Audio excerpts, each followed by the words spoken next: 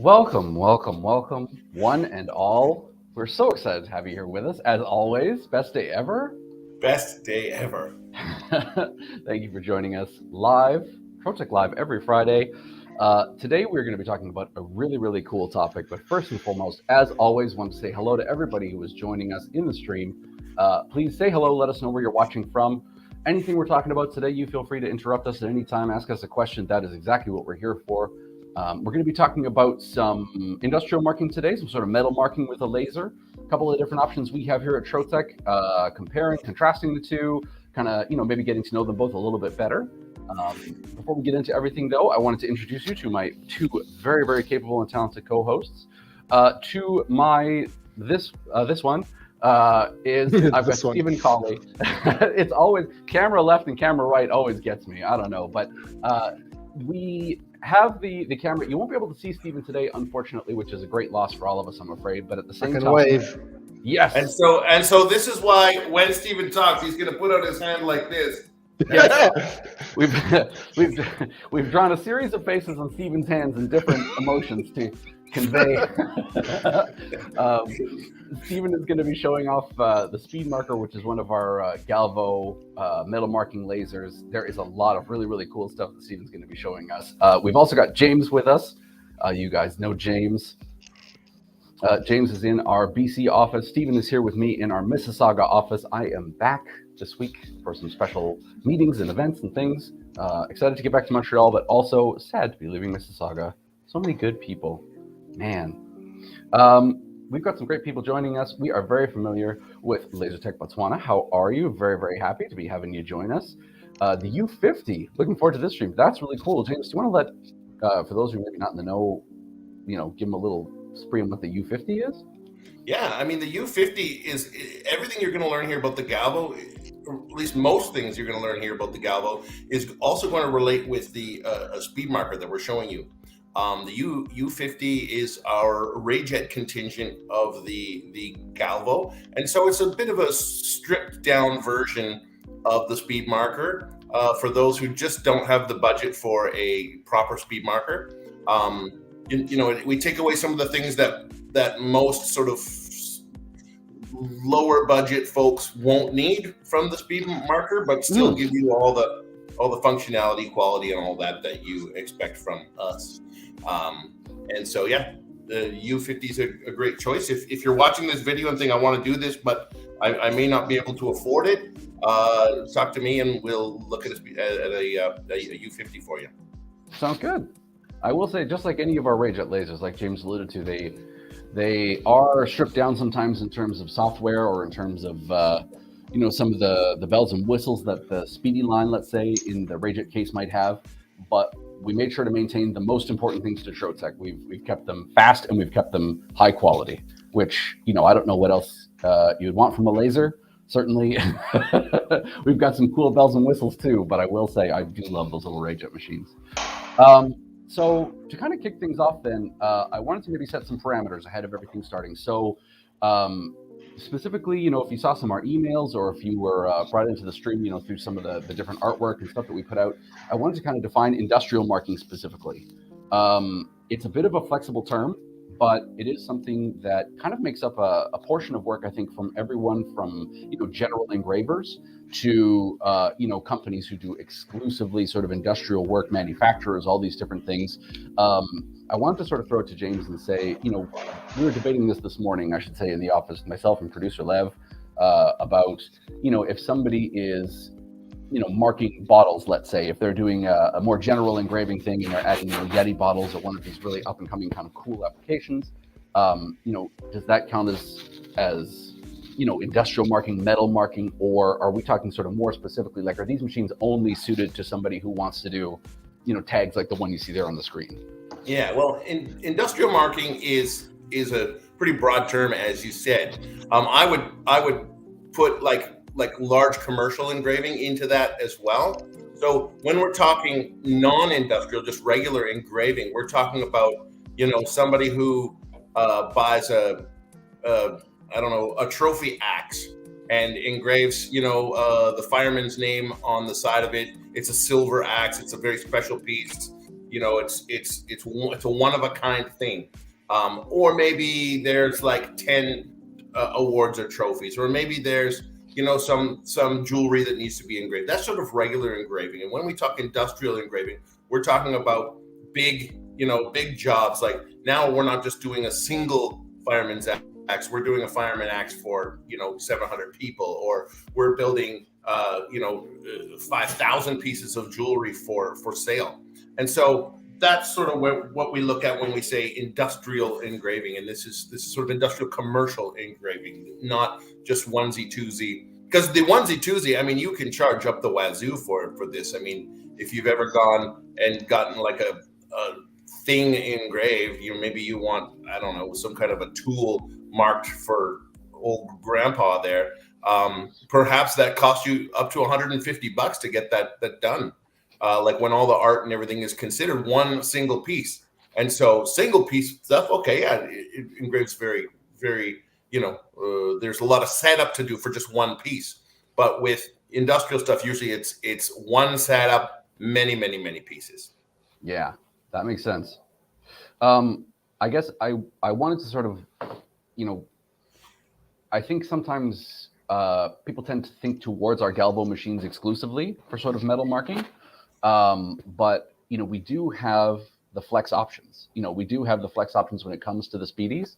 And I think, it is something that suits both kind of more a general engraver, as I was saying, for somebody who maybe wants to add a little bit of this type of marking. But it's also something that definitely, I think in talking with you, we've seen before where bigger companies will outsource to general engravers, right? I mean, before a big, manufacturer might bring one of these lasers in-house potentially to do their own tags, the first thing they're going to do is maybe look at the ROI of just outsourcing it to a local engraver. So, yeah. If you're, well, if you already the have people with the flex machines, these are the people who get outsourced to the most. I mean, right. A customer will come to me and they'll be like, okay, I need to buy a Speedy 400 Flex with a 50-watt fiber laser, blah, blah, blah. I give them the quote and they're like, I don't want to buy a laser. Goodbye. Can you find me one of your customers to send it to? And so I'll be like, well, the only person I can send this to is somebody with a fiber laser with a large cabinet. Okay, where's my Speedy 400 Flex people? Okay, I'm going to send them over to them. So the people with all the tools get the most outsourcing done to them. That's just basically how it goes. But yeah, you have to start somewhere. Absolutely. Yeah. Stephen, for a long time, you've sort of been, I think, for better and for worse, you've been our Galvo expert in a lot of ways. You have a lot of background with the company in terms of the Galvo machines and knowing the sort of the metal marking machines inside and out. If somebody is just considering their very first laser with us and they're, wondering if the Galvo is the right fit for them, or, if they should tend towards the Speedy, what would be your pitch for the Galvo? What is the sort of differentiator between that and maybe one of our Speedy machines? Look, the CO2 Speedy systems are more, they're your versatile entry point into this market in the first place. So if you were to start off with one of these machines, it would imply that you have a explicit need or a contract with one of your customers for this type of machine. This machine is specifically designed for a certain task, and that's the high-speed marking of plastics and metals components, and to a lesser extent, or maybe to the same extent, your gifting market. So I would see this machine more as an add-on than a first. I mean, it's rare that this would be the first machine a customer buys, but it's happened. We've had customers that need this specific application, and so if this is what you're doing, but most of the customers I've encountered, this is the add-on. This is something that they have to complement their CO2 business. This is exactly why I wanted to ask you, and why I want to have the two of you on this webinar. Is I think I'm showing a video here that was done for us by Lev. This setup, I just wanted to pause here. The amount of time that it took Lev to put this together, I just hope we can all appreciate how much work went into this single shot. I'm just looking at it. So this video is a great ROI breakdown of exactly, I think, what Stephen is talking about. So if you were curious about, if you have a Speedy, or if you're thinking about, a Galvo laser as a complement to your current laser, it might be because you're doing a project that's a little bit like this. This is going to break down the sort of ROI for a particular cable tag, both between, if you're using CO2 with the Surmark spray, as you're sort of seeing here on the screen now, or if you're doing, if you're on a flex machine and you have the added sort of fiber option. And then after this, I wanted to kind of then take this same thing and then get, James and Stephen to fill us in on what you might instead choose a speed marker to do work like this. But I will ask really quick, James, in terms of, if a company comes to you and they are doing this kind of work, this kind of cable tags, I mean, number one, how often would an engraver expect to see this type of work? Is it sort of a frequent application? Is it something that's, often out in the market, or, is it kind of more of a specialty thing? And then number two, which the laser systems might you steer them towards? No, it's out in the market. You just gotta market yourself to get in front of the people who are doing this. So if you're thinking about, cable tags, yeah, there's lots of market for it. It's in every industrial industry, whether like these tags here probably are some kind of an export tag showing like a PO number for the object, and then maybe a barcode for the place where the data is kept for what that part is. So whether it's an export tag that goes on anything that goes overseas, or whether it's to mark something that has to be outdoors, yeah, this stainless steel is always spec'd for outdoor salty areas, things like this. And James is in BC, so he would know about needing pieces that can survive out in the salty ocean air. Aye, that's right, me lad. Yar, I don't know what I'm doing. Lev's very kindly paused here on the table that's in our demo menu. Just as a quick aside, we mentioned it last week also, but the demo menu is a great book full of ROI cases like this. Comes with every single Trotec laser. And if you haven't seen our demo menu yet, I would urge you to come out and do a demo with James or one of our other very, very talented salespeople. But in this case, sort of Lev is pausing here to show us. So if you have a CO2 laser, a speedy laser, and you have somebody come to you with this particular work, and you're not maybe in BC, you're going to use the Surmark spray for a mark that is, well, I mean, let me throw it to you guys. In terms of the Surmark spray, how permanent are we talking here? Is this the sort of thing that you could count on it in the ocean air, James, or is this the sort of thing that maybe not so much? Surmark versus fiber. Me and my customers are always having battles with this, because somebody who's used to using Surmark for years and then they switch to fiber, they're actually at first a little disappointed. They're like, well, my customers don't like how non-black the fiber is. They like the Surmark better. But once I show them that a fiber mark is permanent and a Surmark mark is almost permanent, then they get it. Their customers will get it. Fiber marks also get a little darker as time goes on too, as the engraving oxidizes a little bit. But the Surmark definitely is very handsome. It's black. It's really, really black. Whereas a fiber mark is rarely black. So yes. Yeah. But I would if it were me creating, if I had a business and I was doing this industrial tags a lot, I'd choose fiber every time. I have to say, I'm kind of with you. I did have a question for Stephen here really quick, but I just wanted to point out, so you can see, if this is your first time sort of looking at one of our ROI cases, you can see on the right-hand side and left-hand side, we have the same tag broken down into two different versions of the application. On the left is just the marking of a single piece. So you have essentially only 2 minutes there for your Surmark to be sprayed and coated onto the machine, 10 minutes for it to dry, 3 minutes for the post cleanup there, and the total spray time is a total of sort of 15 minutes. The entire engraving time front to back is 26 minutes to get that result that you saw in the video earlier. On the right side, though, is a full table on a Speedy 360 Flex, which is 212 of those little guys. Yes, the engraving time is over an hour, and the total spray time is just over 2 hours. The engraving time is not really the concern, though. I guess the bigger thing is, if your customer says, yeah, we want to go with the Surmark, certainly you have to take into account the fact that there is that 2 hours plus of added time just in terms of spraying the pieces, letting the Surmark dry, and then also cleaning them after they've been engraved. I did sort of, in speaking to what James was just talking about, I did want to ask Stephen, is the Galvo the sort of system where, you know how with a Speedy, oftentimes if you want a darker mark, you can purposely pull the laser out of focus, or there are different things that you can do. But it's my understanding that that's a little bit trickier with the Galvo. Is that true? Have I been misinformed? It's trickier, but it can be done. It can be done. So if that black type of mark is what you want, you would need to slow the machine down a little bit and bring it out of focus. And then what you would be doing effectively is what they call annealing. And that gives you that darker black finish. But it's a very different mark to what you would be used to if you were using an oxidizer like Surmark. But yes, there is some flexibility in that respect, but it's different to the CO2 machines. Yeah, I mean, annealing, it looks great on mill finished steel, but the minute you get a brush or a polish, annealing sometimes very hard to see unless you're looking directly on, because it will still mirror or still speculate. Like there's speculation.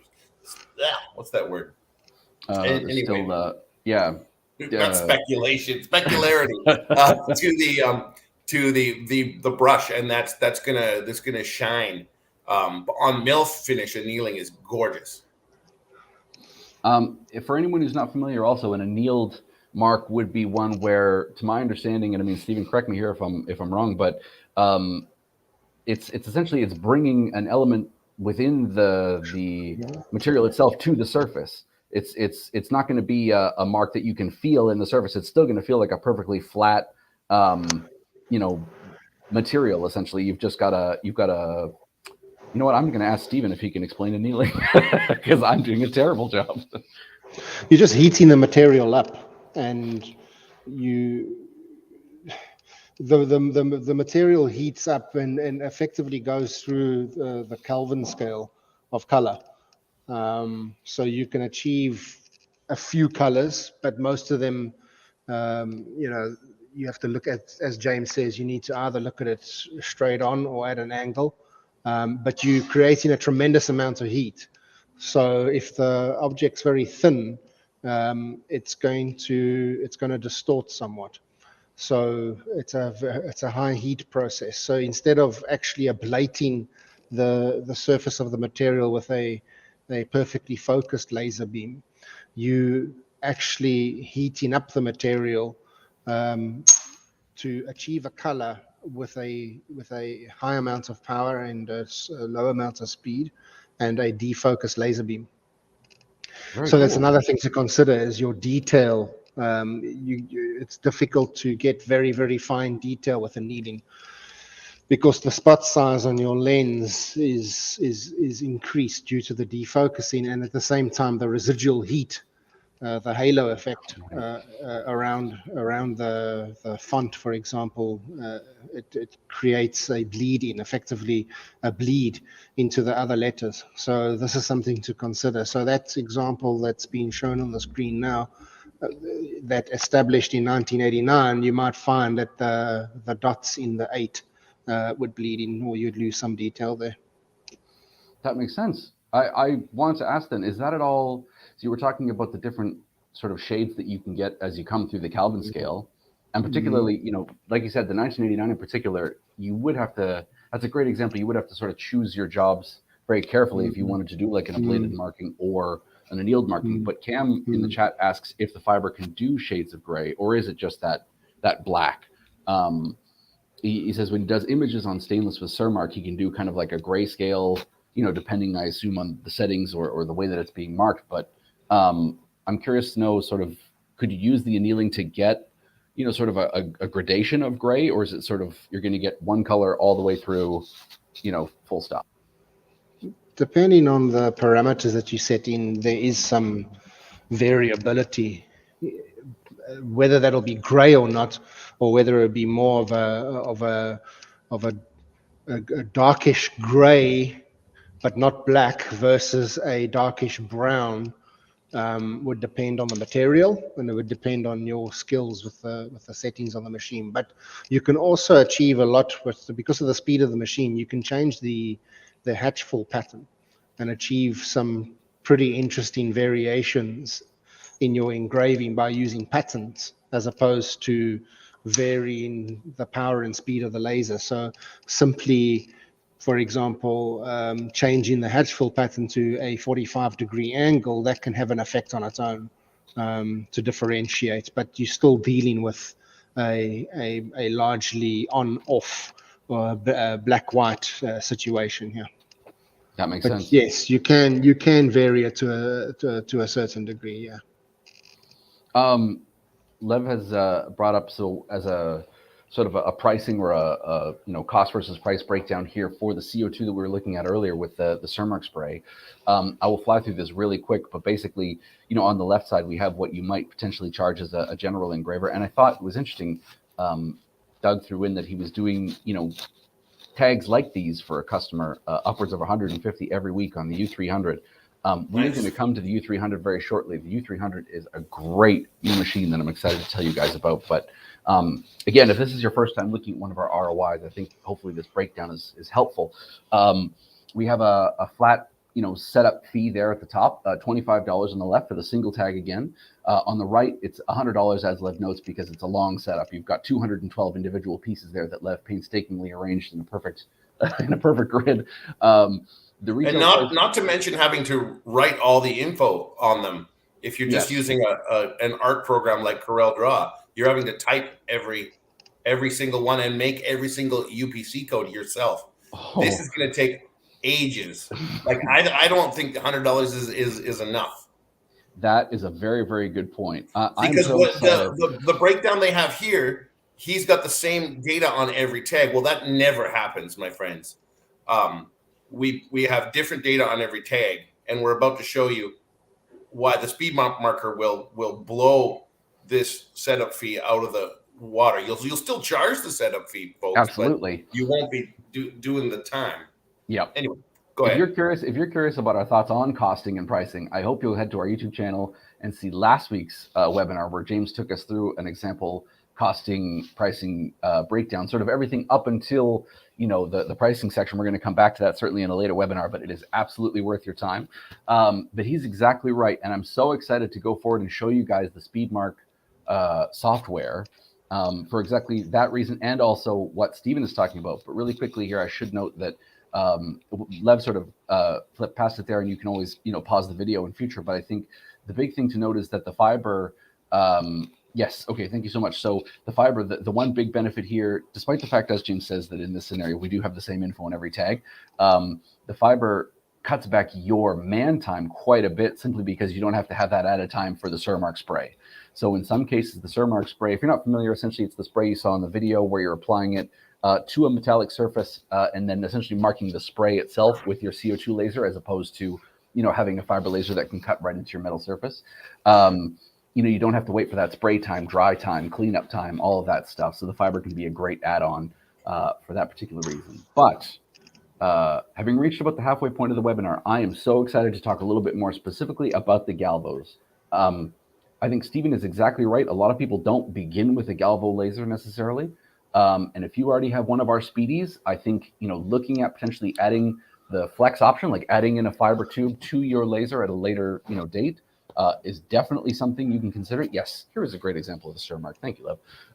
So it's definitely something you could consider. I mean, James, I am curious, who are the customers that you're usually referring to a flex laser? Because I always thought of it as kind of a very particular, a laser, very, very particular customer. But I'm starting to come around on that. I think, it has a lot of usefulness outside of just, doing the odd Yeti mug or doing the odd cable tag kind of thing. Yeah. Job shops. If you want to throw, some of your jobs away, well, don't bother with the flex machine, right? There's a lot of people who are going to be bringing you metal stuff, and only part of it you can use the Cermark for. There's a lot of different metal that you're going to need that fiber for, or a lot of times you can't use the Surmark on. Maybe it's a coated metal or something like this. So for job shops who just are wanting work from everybody, and don't discriminate, it's essential. Absolutely. And I think, to Doug's point from sort of earlier in the stream, if he didn't have that sort of fiber option, I mean, depending on, the U300 is a Galvo strictly, but if you don't have that metal marking option, that 150 every week that you're doing for a customer is a job you're going to have to turn down potentially. Yeah. So if you already have a Speedy, or you don't have a Trotec Laser and you have an opportunity to do this sort of metal marking, definitely give the Flex a thought. But I do want to turn things over to Stephen for a quick minute, because I would love, sir, if you would tell us a little bit about the speed marker. What is the machine we have here on the screen? What are the sort of different range of speed markers, and then what are the sort of software options that we're going to look at? Okay, well, this is the Speed Marker 300 that you see here on the screen. So it's the starter machine in the Speed Marker range. You do get a U marker version of it as well. And then from here, it goes up to the Speed Marker 700. Then you get a 1300, 1350, and 1600. Now, in the case of those machines, you have most X and a Y axes, mechanical X and Y axes, as well as the Galvo's scan range. But this machine just has the X and Y optically, in the field of the scan head. So this is the lens over here. This is the scan head. We've got a 160 millimeter lens on here. Well, I was just going to say, so if you're familiar with the lens sizing from a Speedy, are they at all comparable, like in inches at all, or are they sort of a whole different beast? It's different. Gotcha.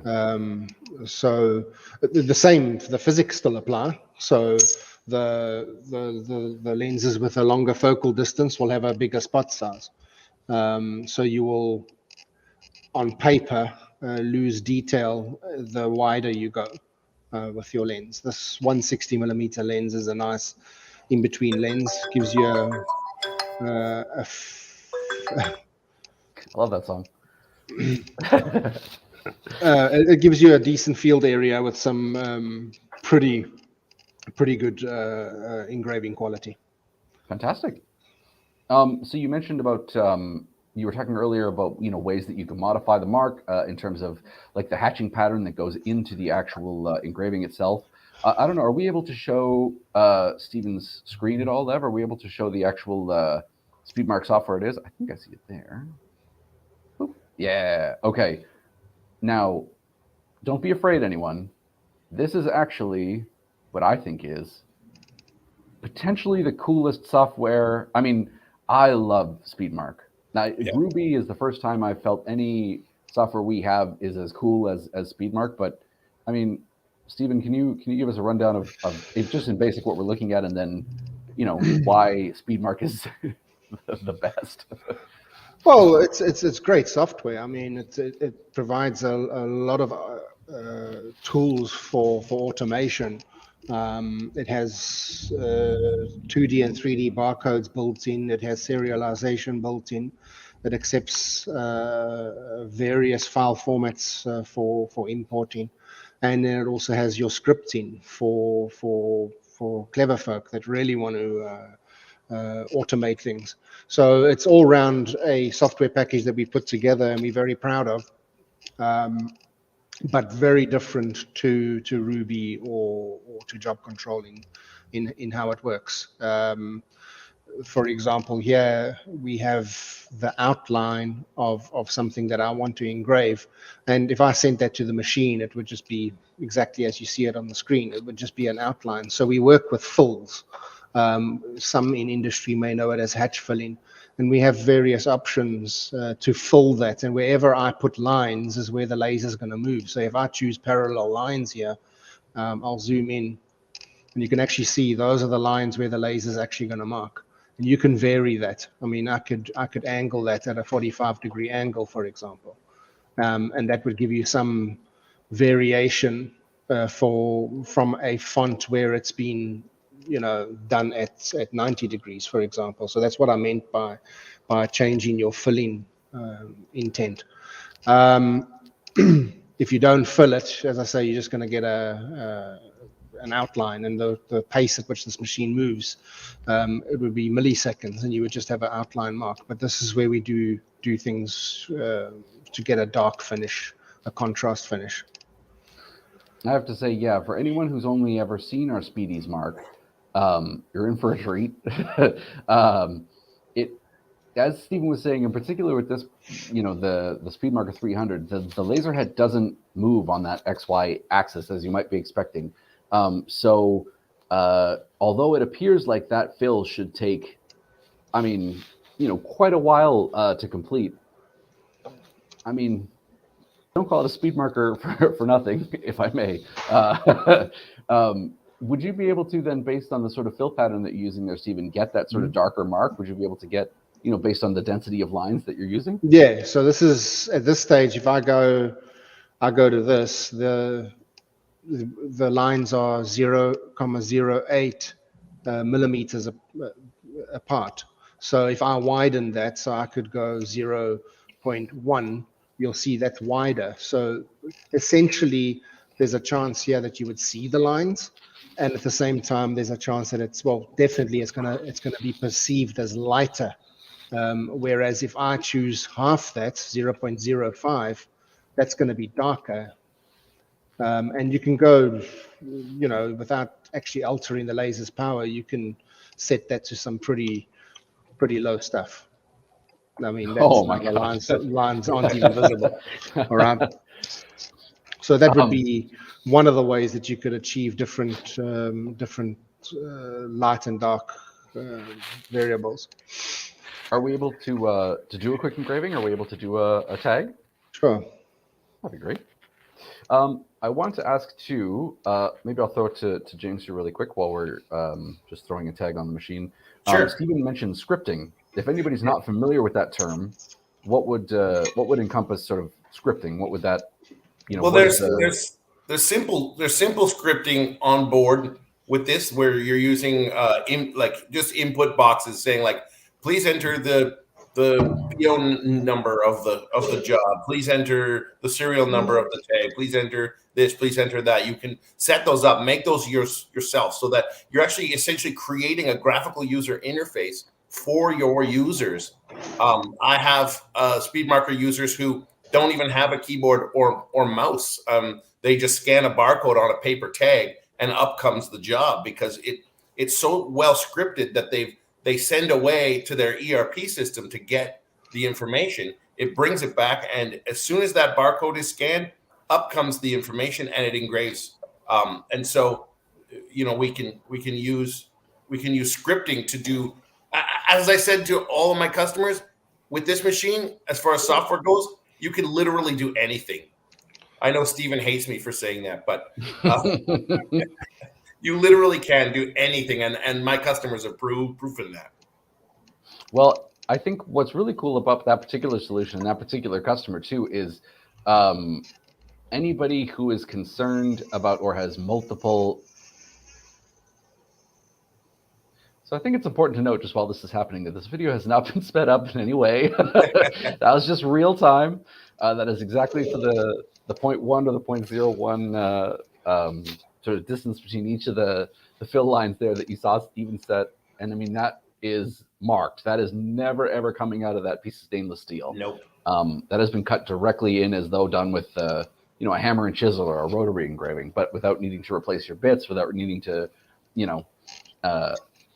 worry about having bought a CNC and made the wrong decision. No, I'm sorry. We love CNCs.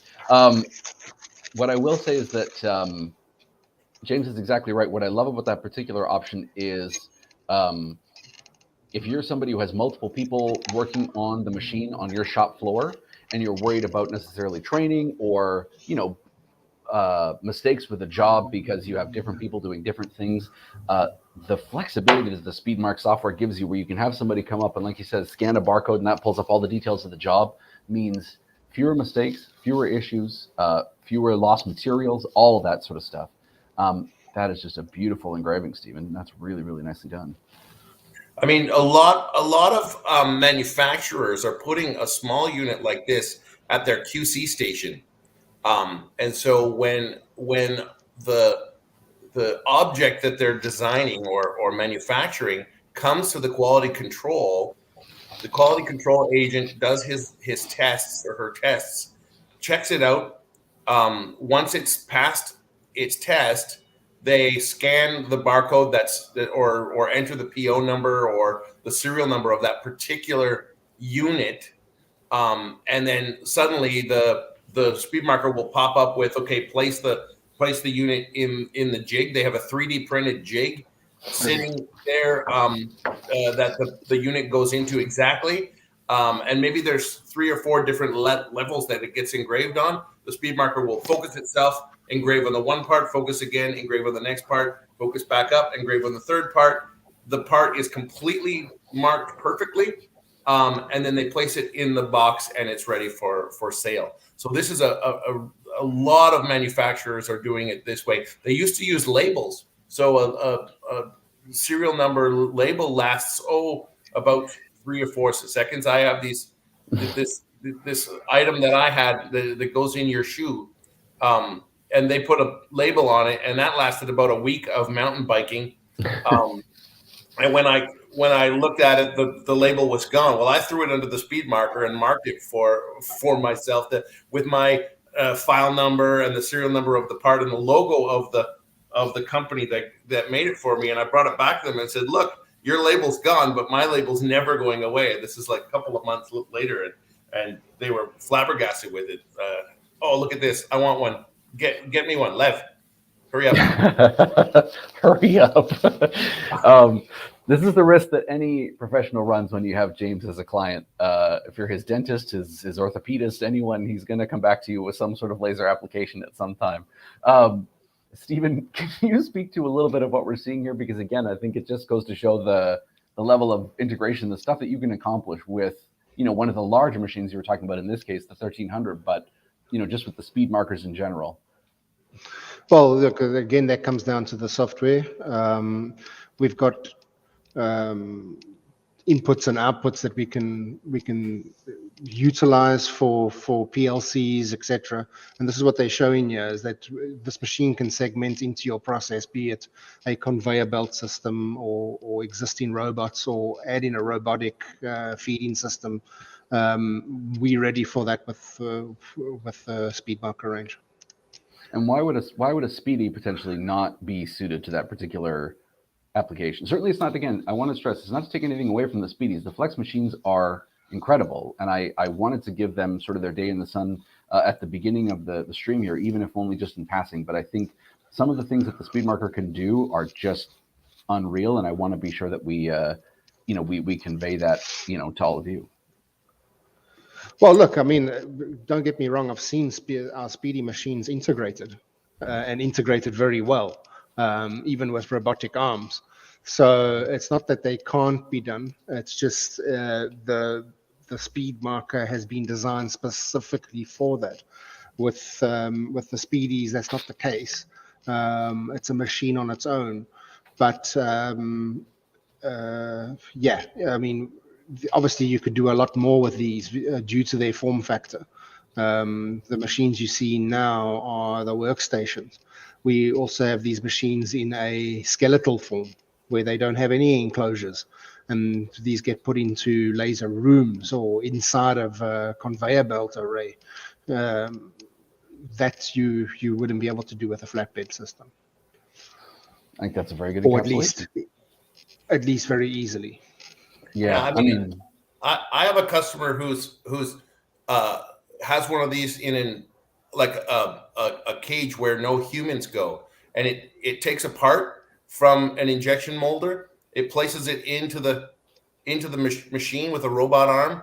The speed marker says, "Okay, I'm ready to go." It spins it in, engraves it, sends it out, robot arm takes it. Then the speed marker sends the data over to the packaging machine to put a number on the package. The speed marker is running the whole show in that case. Sorry, I absolutely love this video, and Yeah. when you mentioned the room where no humans go, all I can hear is U2's "The Streets Have No Name." But I think that's a very, very good point. Is that this line? I mean, I would ask Stephen actually. I shouldn't speak out of turn, but this line is sort of developed with this particular level of automation in mind, right? I mean, why were the speed markers conceived, or at least, you know, in your experience, you know, what is the hole in the market that that someone, you know, might consider a speed marker for?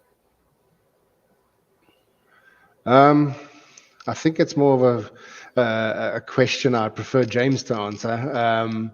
But yes, I mean, this system has been designed with high speed marking in mind.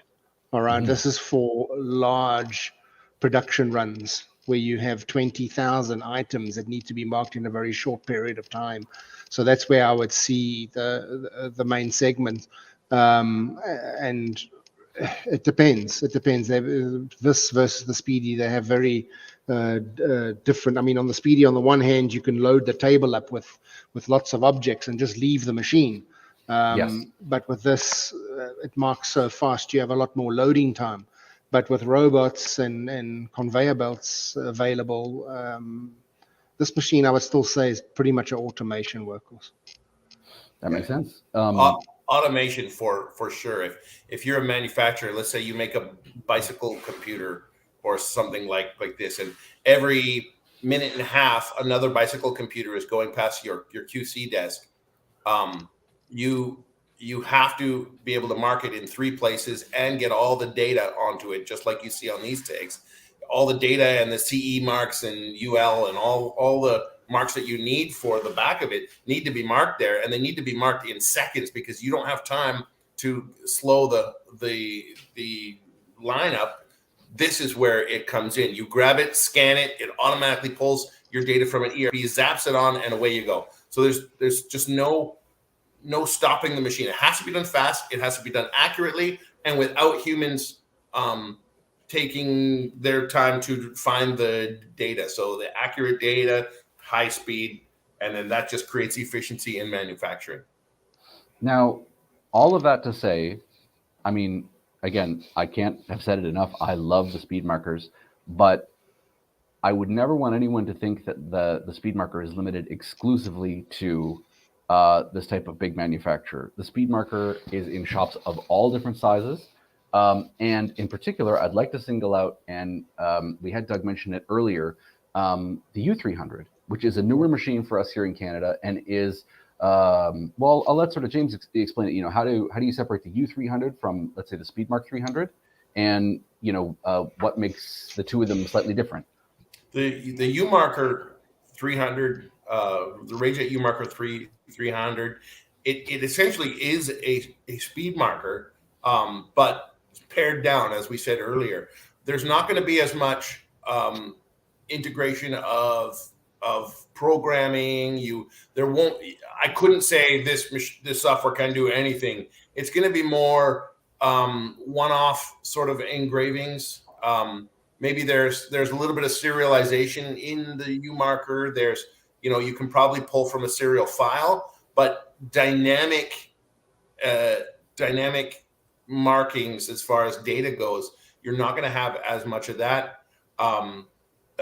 Quality is going to be good, maybe not quite as good as the speed marker. But I mean, as far as a mark goes, I don't think most people would ever see the difference. If you're doing ultra fine, you know, 0.4 millimeter text that you can only see with a microscope, yeah, the U marker is probably gonna mess that up, but the speed marker definitely will do a great job. But if you're just doing this kind of a mark here that you're seeing here, the U marker 300 is going to do that just great. So I would say somebody with a job shop who wants to do one-off things, and then, you know, the odd industrial job, the U marker 300 is going to be great. Somebody who wants to integrate into their ERP system and grab data and really go into the automation part of it, then the Speed Marker 300 is going to be the job.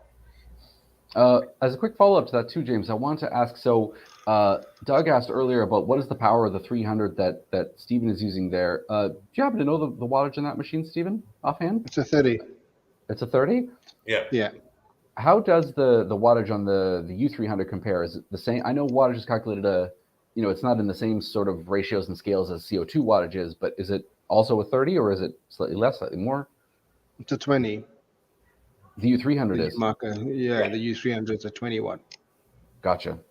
To James's point, if perhaps if they are more sort of job shop markings, if they're not someone who's going to be looking at them, under a microscope, I mean, that's very fine text that you're seeing in the video. But do you think, it would be a noticeable difference for the layman from one to the other?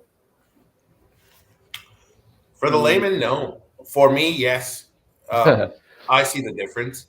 But the difference for a new user who's doing one-offs, maybe like that mug that we just saw, or even like this one-off whatchamacallit that I'm operating here. You could do that with a U-Marker 300 too. But it's when you have to start doing programming and all the data functionality, that's when you need a speed marker. Right. So in the same as with the RayJet, the U-Mark could potentially be, if you have a home business, you want to add that kind of job shop aspect to it, the U-Mark could be a good entryway towards starting to build up those contacts and those contracts to maybe then, when you have that one big one come through, you maybe then can upgrade to the speed marker sort of thing. Absolutely. Just in The passing, U-Mark is a very capable machine. Very capable. Well, I wanted to ask you, Stephen, because we have a question here earlier from Doug, who sort of says it with the winking smiley face, but videos for training on the speed mark and U-Mark, and I assure you, Doug, they are coming. Don't you worry. That's definitely in the pipeline. But, would you be able to tell us in what ways the U-Mark software would differ from the speed mark software, even if just sort of in a general sense? Well, the scripting's been taken out, but the person that wants the U-Marker doesn't need the scripting. So we haven't taken things away to create a limpware per se. We've taken things away that to differentiate the customer that would buy a U-series machine versus the customer that would buy a speed marker. They're very different customers. And we've taken away those features. So it doesn't have scripting. It doesn't have some of those. But as far as being able to run an effective business marking product with exquisite detail, the U300 is capable of doing that. Believe me, if you sitting missing features in the U300 or in the U-Mark software, then perhaps you need to consider the machine, what your application was. There's very little missing. Just as sorry to interrupt, but generally, when you're going out to buy one of these, you're going to talk to someone like me or Renee, Mike Clark, Xavier. Your salesperson's a consultant. And so, I don't want you to buy a speed marker if you don't need a speed marker. I want you to buy the U300. So we have to be a little trusted to say, listen, I'm over at your shop. I'm looking around. I'm seeing what you do. We've spent an hour and a half or 2 hours at your shop looking at the jobs you've done in the past, the jobs you want to do. And I say, listen, guys, it looks like you don't need all this fancy scripting. You don't need this. You don't need that. U-Marker 300 is going to be fantastic for you. Or I'll say, listen, you want the U-Marker 300. I realize you want this price break, but look what you can do with this speed marker 300 with this job of 10,000 pieces, or this job that you need to be doing in less than 6 seconds, data included. I will come to you and I will research with you to make sure that you get the best thing. It's in my best interest that you are getting piece of machinery that works best for you, and that means budget and production. So use us. We are your consultants. We're not just trying to get you into the highest dollar machine. That's true.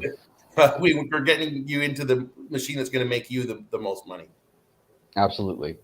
And I think you can think, multiplicatively that way, right? Where depending on the size of marking and the size of the contract, the size of the ROI that you need to do, that is going to be sort of that primary axis, I think, that turns, which of these machines make the most sense for you, including the flex, right? If CO2 marking, so more organic materials, let's say, just as a quick sort of, in a nutshell, is going to make up a big part of your business, then, perhaps the flex is a better option, sort of thing. You need that CO2 option.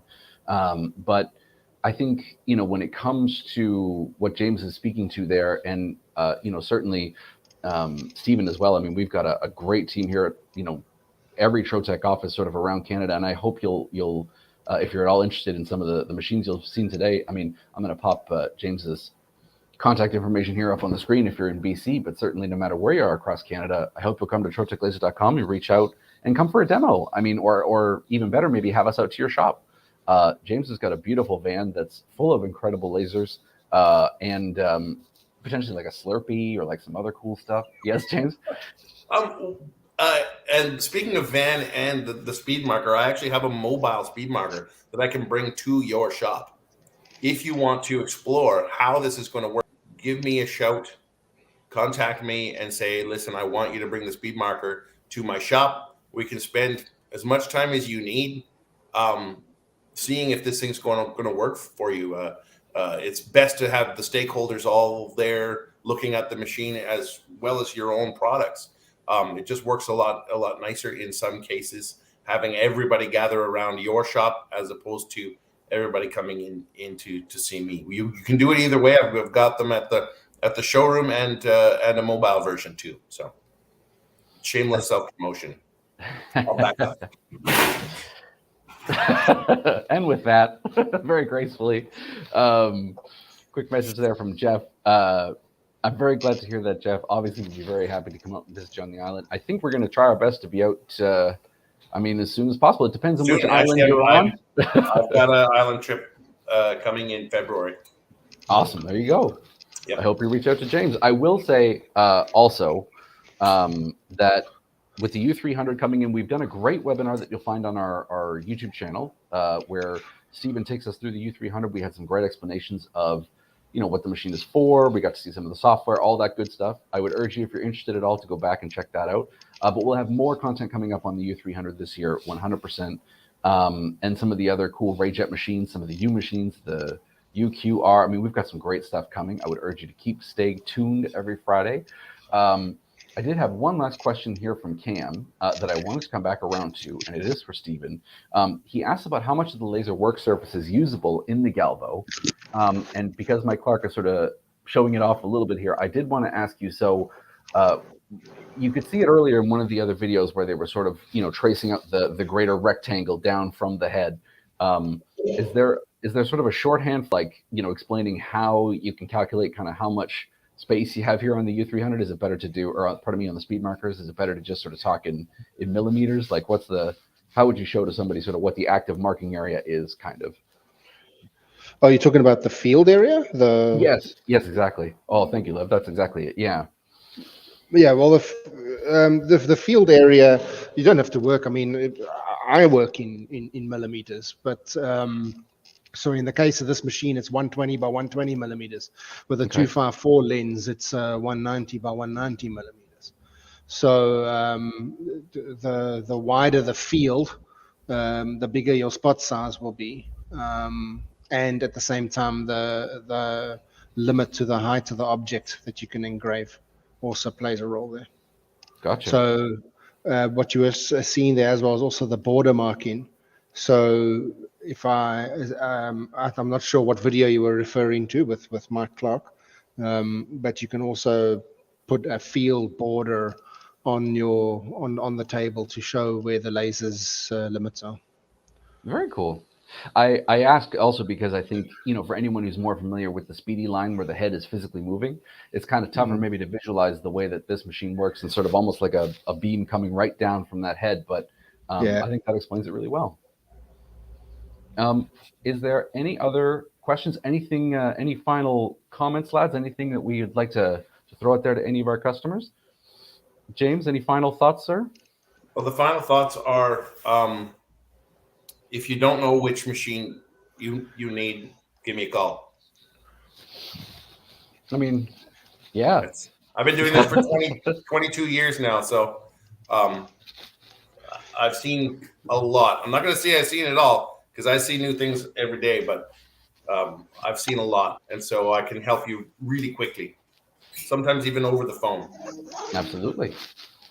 The other thing I would mention again is that in speaking to that 22 years of experience, if you haven't seen our stream from last week with James's costing breakdown, it is worth a watch. It is a very, very good one. Stephen, any sort of last things to throw out there to our customers or for the Speedmark fans? Well, this is something that if you've got an existing CO2 machine, it's a great add-on. Whether it's the speed marker or the U marker, they're both very good machines to at least offer the metal and plastic marking that the CO2 cannot do. And yes, you get the Cermark and those products, but that adds an extra cost, and that also adds a lot of handling time. So if you've already got existing, if you're a person that's using a lot of Cermark, then this is a machine to consider. You know what? I couldn't have said it better. You took the words right out of my mouth. That's perfect. I will say thank you to everyone so much who joined us today. Again, we will be back next week for another great video. Next week, we have something sort of special coming to you. Keep your eyes open on your emails. We're going to be doing a great stream with our Trotec marketing director, Jason Walsh, who is not only a very, very talented guy, but also super, super knowledgeable. I think you'll really enjoy it. If you've never gotten to see some of the stamp marking or learn a little bit about the history of Trotec, kind of where it comes from, he's going to be demoing some cool products for you guys. I think it's going to be really, really great. I urge you absolutely to check it out. If you have any questions at all, if you're coming to this video later on when it's on YouTube, leave us a comment. Obviously, we'll do our best to get back to those. We're very active on Instagram, TikTok, Twitter, all the various social media platforms. Do not hesitate to reach out to us there. And as always, take good care of yourself, take good care of everybody else, and we'll see you again next week. Bye, everybody. Bye.